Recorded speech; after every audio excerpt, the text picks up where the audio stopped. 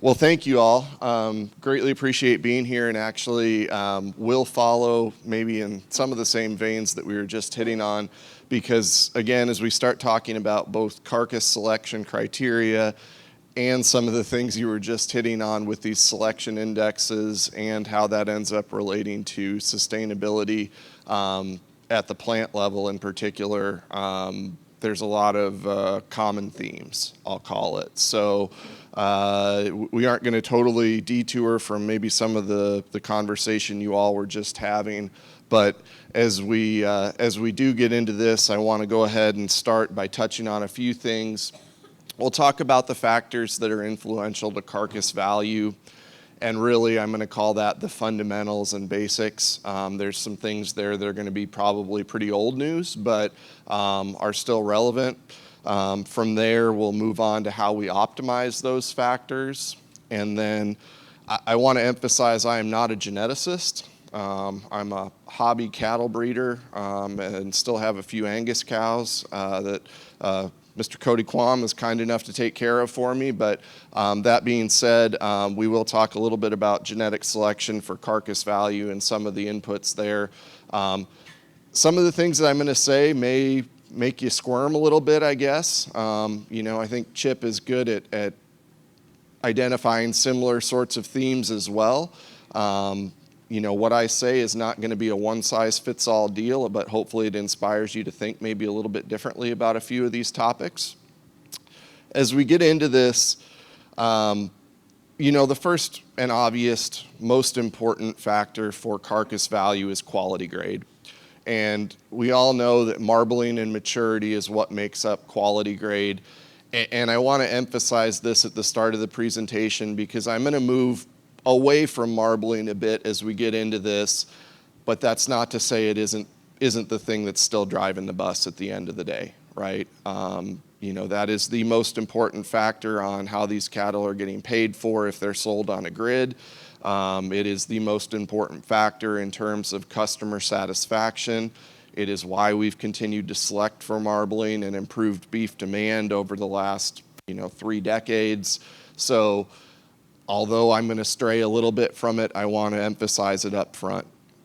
Now, we can't talk about the things that we're going to discuss today without thinking about retained ownership, okay?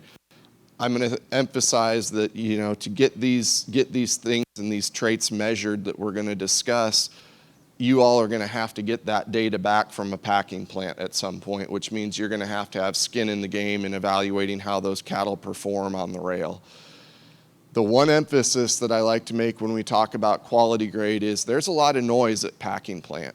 And what I mean by that is there are a lot of factors outside your control that can influence how that animal is actually going to perform on the rail. The biggest one being chill time, okay? So the company I work for is Meyer Natural Foods. And we are a branded beef company that co-packs cattle with Cargill out of Fort Morgan. We're a never ever, no hormone, no antibiotic type program, but essentially we market extremely high-end beef to an extremely niche segment of the population. I have zero room for select cattle. What that means for us is that I want to maximize quality grade to the absolute highest degree that I can, and to do that, every single one of our animals is going to die on a Thursday night or a Friday. Why is that? Well, I want the entire weekend for those cattle to get absolutely as cold as they possibly can because it'll raise my quality grade by anywhere from 5 to 10%. Simply put. If I kill cattle during the week, they're only going to get about 28 to 32 hours of chill. It's going to reduce quality grade. Now, is it supremely important to you all? Well, if you've retained ownership, yeah, absolutely. But more importantly, if you're measuring one contemporary group against another, those are factors you need to consider. If you're marketing a dozen cattle, you're probably not going to be able to call Tyson and say, gee, I want a weekend chill. But you can make sure that you're getting something similar each time you push those cattle through the plant so that you're measuring your contemporary groups the same. So just a quick footnote as we talk about quality grade. Moving into yield grade, again, hopefully these factors are not anything brand new to you all. Fat thickness, weight, ribeye area, kidney, pelvic, and heart fat. It was an equation developed in the 1960s. It's been around forever. We'll talk about its, I guess, challenges as we go forward. The one highlight that I do want to make about this is, does anyone know why ribeye area was included in the yield grade equation when it was developed? There it is. That's all we had available to us. At the time, there wasn't another way to measure muscle, and the folks who did it said, well, we should probably have some sort of red meat yield metric in here, or muscle metric in here, and that was it. We had already ribbed the cattle at the 12th and 13th rib. That ribeye area was exposed. There it goes. The other thing I'd like to emphasize about ribeye area is it is not immune to noise, as I'll call it. So Dr. Dwayne Wolf, who's now at the University of Arizona, has done a lot of work as we've talked about modernizing the yield grade equation, and he's shown that basically the angle at which that plant employee holds that knife can actually vary that ribeye area anywhere from 1/2 inch to 1 inch. Okay, it's not inconsequential. Similarly, there's a lot of that when how you hold a ultrasound wand too. That's why if you do it with one tech across a big group of cattle against one another, it's great. But if you don't have that same person doing it year over year, it may be a challenge. So within a contemporary group versus across becomes a challenge, and I'm sure Brian may hit on that here in a second. So as we dissect the carcass just a little bit further, talking about carcass composition, carcass utilization, I like to talk about this kind of as the rule of thirds, not just as a purpose to talk about carcass composition, but as we talk about branded beef also. So in any carcass, we're going to have about 1/3 of those subprimal cuts that are going to go into a box every single time. Ribeye, tenderloin, strip loin, top butt, every single time, okay? After that, we've got about 20% of that carcass that's composed of end cuts, round flats, knuckles, things like that, that actually could be primals that end up being thrown to ground beef, all right? We've got an additional component of that carcass that's another 20% that's going to be trim, that's always going into ground beef. And then we've got another 1/3 that's going to be bone and fat. The reason I bring this up is that there's a lot of discussion these days around, I want to build a branded beef program. I want to do these things. I want to make value add my cattle and market them downstream.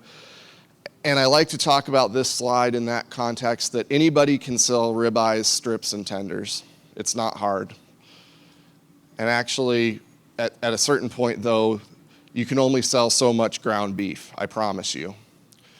Meyer Natural has been successful for 3 decades because of our ability to market that primal component that people might have to grind, but we're able to do so at a premium.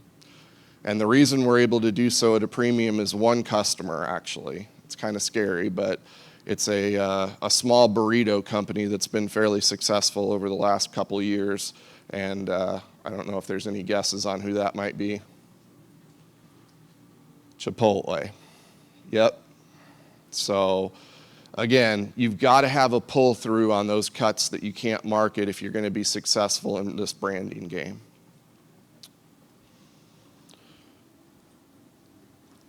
Now, as we talk about what we can do to these various metrics to optimize value, the first thing that we need to realize is that we've got to reduce value destruction, okay?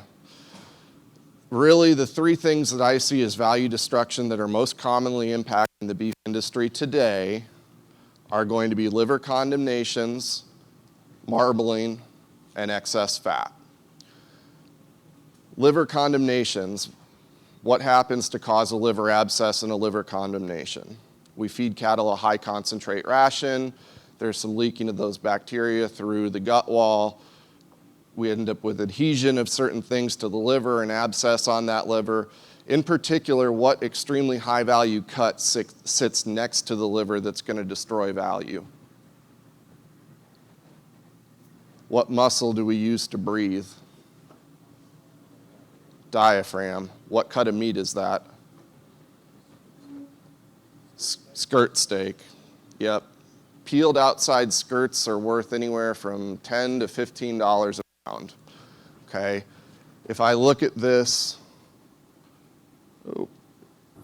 sorry, I thought I had a highlight on that, but this whole chunk of red meat sitting right on top of that liver is a portion of the skirt. All right. So if I have an abscess and that diaphragm adheres to that liver, I may end up carving out a whole pound of that skirt steak, which is going to be $15 a head right off the top. Now, which portion of our population is the most prone to liver abscess?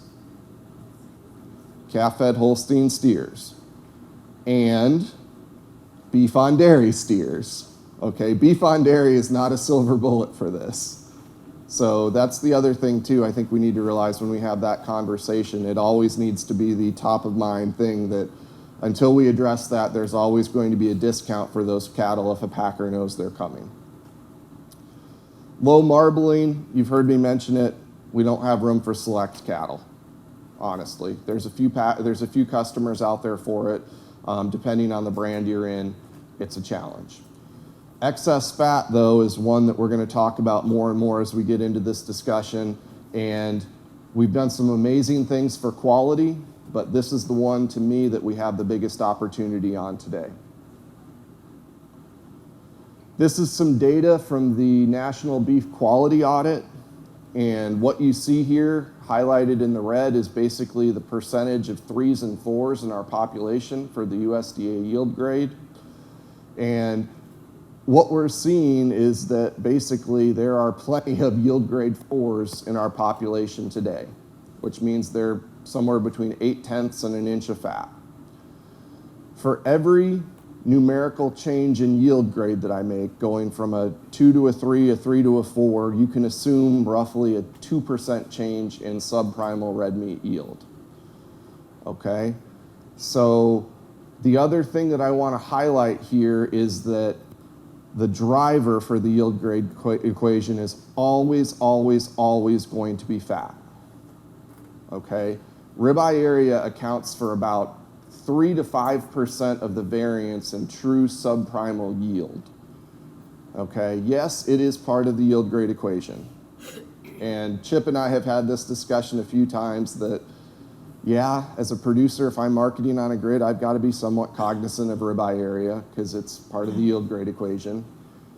But if I'm a meat packer and a scientist, I would tell you it's absolutely meaningless. Okay? And I know that is uncomfortable because there's been a big push on it, but candidly, it doesn't matter. I'm just saying. Okay? I'm going to influence red meat yield significantly more through hot carcass weight and fat thickness than I ever dreamed of with ribeye area. And regrettably, as we look ahead, the one variable that we have not selected against in our selection pressure for carcass merit is what? Fat. Okay, we'll look at the data here in a second.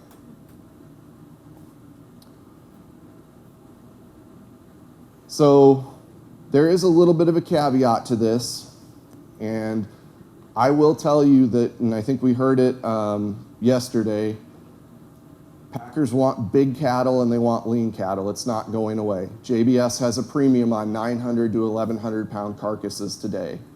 They actually aren't even paying a premium on some grids for 1s and 2s. They just want them big, they want them choice, and they want to be able to get them through the plant. Primarily, why is that?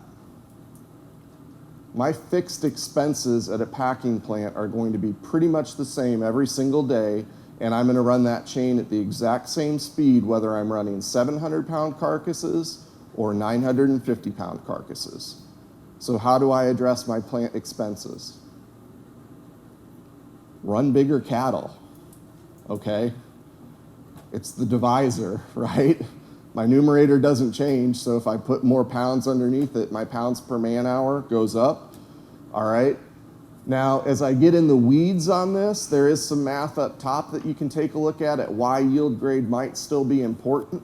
And even in certain scenarios on the choice select spread, if I say, for instance, this is based on the National Beef Quality Audit data, and it would tell you that basically as I move from 3s to 4s, I'm going to increase my choice qualifiers by about 5%. And then based on varying assumptions of what the choice select spread might be, long story short, once I hit a certain point in terms of my choice qualifiers, my inflection point on yield does become very relevant. And as a packer, I might actually start losing money on cattle that are grading a higher percent choice because of the yield difference. Now again, that's not to say that I don't need to make them grade choice, okay? Got to get them to that point, but then we've got to be cognizant of at what level of fat thickness or external cover are they getting it done at. If your cattle require 0.8 to an inch to grade choice, that's not an acceptable level to be at. Okay, we've got to have a responsible selection for marbling that is accompanied by moderation of external fat. So,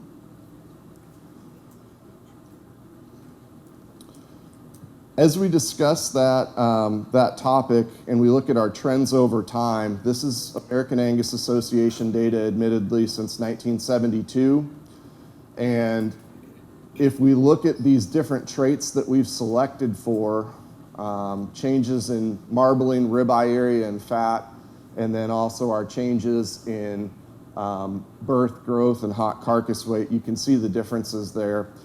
In particular, want to draw your attention to the graph on the right, because what it shows is we've done a great job at selecting for marbling, we've done a great job at selecting for ribeye area, and we really haven't moved the needle at all in a positive direction in terms of fat within the Angus Association.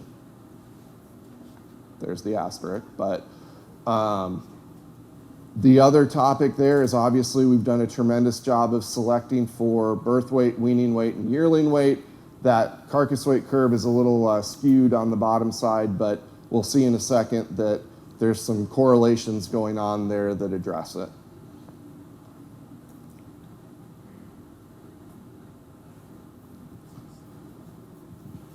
Now, this is maybe a little outside my lane of traffic, but we'll go ahead and touch on it briefly. This is dissecting some of the indexes that the Angus Association uses, and obviously I think we're all very familiar that there's a plethora of them.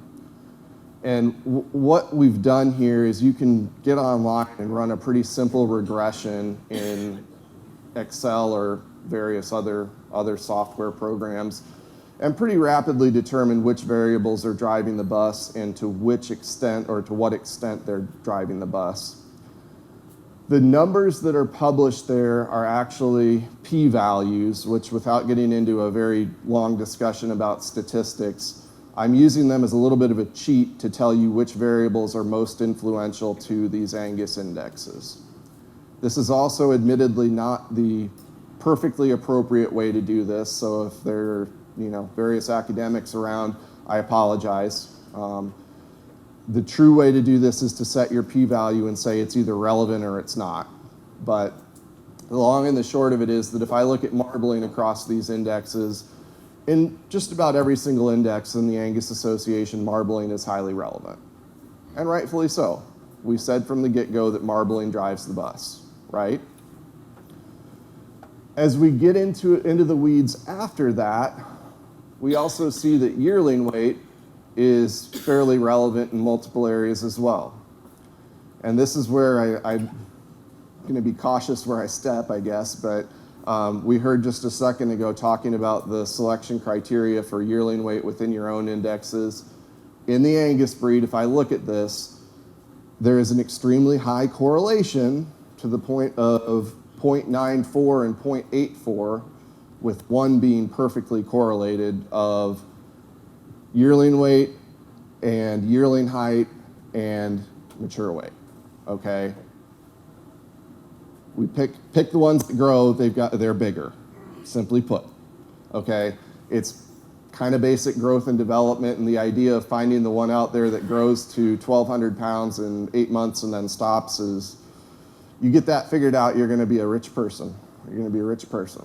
But the simple fact of the matter is we've got to have some selection there. Now, I think the other thing that I'm gonna make a little bit of a comment here about is that the idea of these selection indexes are for specific traits too, right? So if we look at the swine industry, for instance, are the selection or the pools that they use of genetics to produce gilts and sows the same as the ones that they use to produce market hogs? Absolutely not. Absolutely not. Okay? And I think the idea of a terminal bull has somehow become maybe vulgar in the cattle industry to a certain extent. I think we like to talk about cattle that are balanced trait and do it all, and like to be able to market that animal because it does fit well. You can hit a lot of different marks. But at the same time, if you really understand your customer and what they're doing, they may only be looking at one of these indexes, and rightfully so, because they're targeting a terminal cross. Or if I look at a heterosis model, I should be using a certain type of bull to achieve those terminal traits, okay? Just because an index is out there and it's selecting for one trait doesn't mean that there might not be another one that's more appropriate given a certain format. And this is really where, looking at these Angus indexes as well, I'd like to call out, there's only one of these Angus indexes that's actually really using fat to any extreme, and that was dollar beef, okay? Dollar beef is about 15 years old. I think it was released in the early, or maybe older than that, early 2000s. This dollar C index is kind of interesting to me because it actually has a treasure trove of variables in it. Maybe arguably too many. I mean, I realize what they're trying to do with it, but you also end up with a lot of variables that are highly correlated with one another, okay? So I guess my take-home messaging here is that understanding not just which variables are in a model, but the influence within that model is important. And I just like to emphasize that from a packing standpoint in particular, the idea of having a terminal mating shouldn't necessarily be so blasphemous, I guess, in our industry is my soapbox moment, okay? I've stood here and I've said that the packer needs a 900 to 1,100 pound carcass, and I know a lot of you are saying, well, by golly, I'm gonna need a 1,700 pound cow to achieve that. It's not what I'm saying. What I'm saying is that you need to be mating that way, but you could have a 1,300 pound cow mated to the right bull, and she's gonna be able to put a steer into the feed yard that hopefully gets it done to 1,500 or 1,600 pounds. And that's rightfully what we need to be doing from a sustainability standpoint as well. You're utilizing your resources better on the front end. Then when that animal enters the feed yard, they're able to convert, they're able to grow. They offer marketing flexibility for that feed yard producer up to and including 1,500, 1,600 pounds. It allows them to hit a different endpoint. On top of that, you're hitting the mark as far as quality goes. So. Can I ask you a question? Yeah. So dollars beef is probably the most recognizable index for me in the Angus. Okay. Would you agree that's one of the most recognizable indexes, probably? Yeah, I mean, I guess I'd say maybe dollar C is taking it over, but yeah. And all those traits listed then feed into those indexes? Yes. The traits you have listed. And are all those positive? Well, so, and let me be clear about this. So I'd have to double check if they are technically included or not. What I have up here is a regression equation run against them, and if any of these values are technically above 0.05, they are actually not influential statistically in determining that index value. They may be in it, but they are influencing it at a very low level, okay? Now, in terms of the positive and negative correlations and all of that, We'd have to get into the weeds to look at them, but generally speaking, yeah, I mean, if I'm looking at the dollar beef equation, so yearling weight, as it's going to go up, you're going to have a higher dollar B. As marbling goes up, you're going to have a higher dollar B.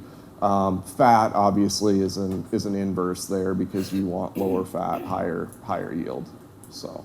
But there is birth weight and weaning weight even included in that dollar B. So it's not just determining the sire index. It's a little bit of a. I'd have to check on if they're actually in. Brian may be able to. What was the question? Is birth weight actually in dollar B? I don't think it's in there. No, birth weight is not that relevant to anything. And if you look at it, again, it's 0.88, so basically that says it's statistically, even if it were in there and it was something that the Angus Association said we're going to include, it's really not statistically significant, so you're not going to actually move the needle with a low versus high. Yeah. The point here again is basically the idea of having the right index for the right situation. And again, I'm not going to stand up here to tell you to go home and make all your cows 1,800 pounds, but what I am going to do is tell you that if you're pushing bulls to a producer who's making a terminal mating, they need to be terminal type bulls. So, sorry, one other quick footnote because I'm going to hammer on it again. The influence of ribeye area in a serious manner to both dollar C and dollar grid, to me, is a total disservice. And the reason I say that is because it does not impact red meat yield at a packing plant. 3% of the variation in red meat yield, just as a footnote. The only other call out that I'll make here, and this may be just an artifact, but this is the selection pressure for marbling over time in a specific window for the Angus Association.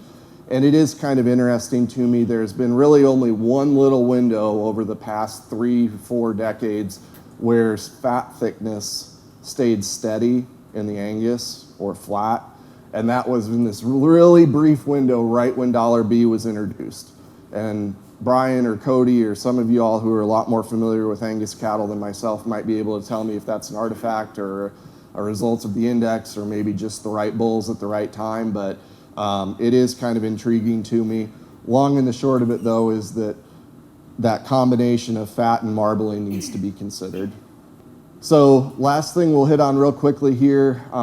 So this is some summary of carcass data, and we'll get into sustainability in just a second, but what I'd like to make the call out here about is some data that I got from Matt, and it's some different groups, purebred shorthorn composites and Angus and composites. And it's kind of interesting to me because you see some very distinct call outs. And these purebred cattle, obviously, I guess we would say had some challenges in that they could have been heavier, they could have graded a bit better. When we made that mating or that composite mating, we improved some of that carcass weight and some of that grade. But actually, as we got down here to these Angus and these composites, it's very interesting to me because they were honking big. They graded extremely well, but they were also really fat, which actually kind of lines up with the selection criteria that we've seen in that breed over the last 3-4 decades. And the reason I call this out is not to belittle the purebred shorthorn population or any of these groups, but I'd say it's a call out that in these crossbred mating situations, you see a very, very good statement towards heterosis here where you improved carcass weight, you improved grade, and you kept your fat thickness in check, okay? You didn't go all the way to the extreme that the Angus have, but at the same time, you made a complementary mating to improve those traits that maybe had some opportunity. Which again, back to our topic of a terminal mating, is really what we should be trying to do. So real quickly, we'll get into some topics on sustainability and tie all this together. Now, this is a slide that I kind of like to use. for all sorts of reasons. One, you've got just a model of food safety with this guy next to his buffalo carcass or whatever it is with his short pants on in the cooler. But I just want to emphasize, I am not asking you to make elephants. Yes, we need heavy carcasses, okay? We can't have these little fat carcasses from, yesteryear. This animal in the middle is actually a photo that my father had found. He grew up with shorthorn cattle, and I think this was a Chicago champion and actually the resulting carcass from that animal. So, we've got extremes, and obviously we need to be aware of these compositional differences. The big take home here is going to be that hot carcass weight and fat are extremely important after marbling, okay? Now again, I'm not asking you to make elephants, but I'm also just asking you to be mindful.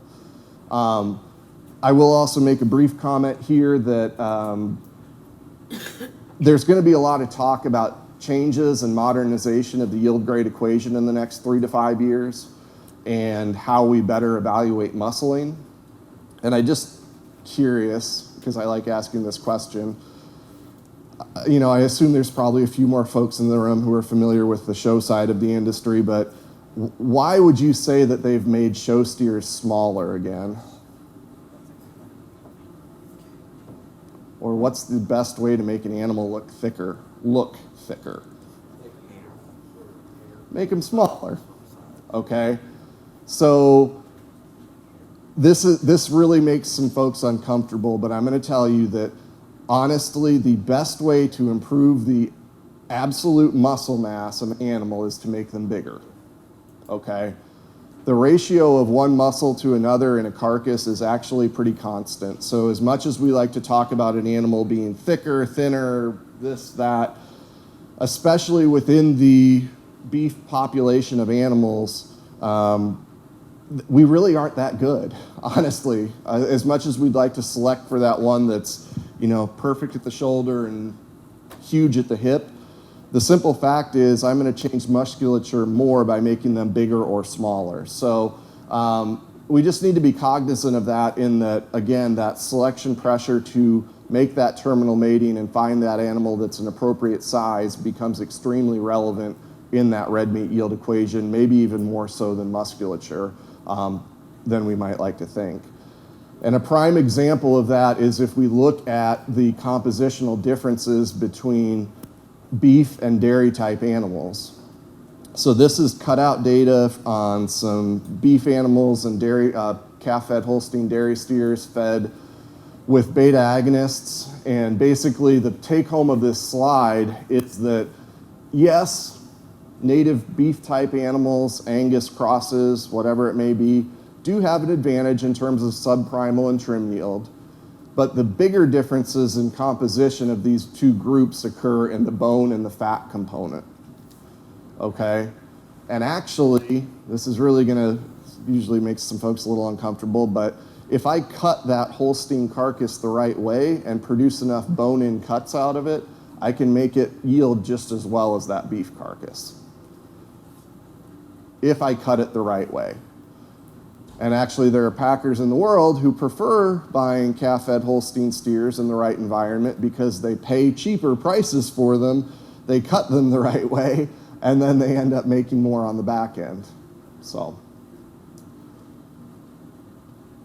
as we pool all this up into a sustainability topic, I'm not going to sit here and talk to you about greenhouse gas emissions and those types of things, but what I do want to emphasize is that fixed expenses and labor and packaging at a packing plant are not going to change. They're only going up. You can see some call outs here. Packaging alone is $10 to $12 a head at a packing plant level. You've got cold storage and transportation that are going to maintain steady, okay? So just a little more food for thought on why this economy of scale becomes so important. Where are we going? This is just an example of future technology. We are rapidly developing an increased level of traceability to be able to measure yield real time on a piece-by-piece basis that could link back to individual carcasses in the packing plant. This is some technology that's being developed out of Nebraska to do that. Marble Technologies is the name. It's a highly interesting company. And again, I just call that out more so to say that this yield thing is probably going to grow and evolve more in the next 3 to 5 years than it has in the last 80. So again, and the last thing that I'll just hit on here is obviously, there are folks in this room likely who have found some of these opportunities to understand where improvement needs to be made in some of these purebred populations of cattle and have responsibly employed some crossbreeding to do so. Again, I'm not asking you to get up and make that 1,700-pound cow, but I am telling you that that 900-pound carcass is going to become a necessity for the industry. That carcass needs to be in the plant to utilize that water effectively. It needs to be a big enough steer in the feed yard to grow, convert, offer marketing flexibility. And simply put, if that steer cannot get it done in marble at 1/2 inch of fat, he doesn't have a place in the industry. I know the story is, well, we're just going to feed them longer and they're going to grade better. That time's beyond us, okay? We've got to challenge ourselves to be better than that. And realistically, the idea of chasing this unicorn that is somehow a highly marbled animal that we're negatively selecting for fat against, well, I don't see why that's such a challenge, honestly. Is it hard? Yeah. But again, there are plenty of models out there where folks have employed effective crossbreeding and or selection to do those types of things day in, day out.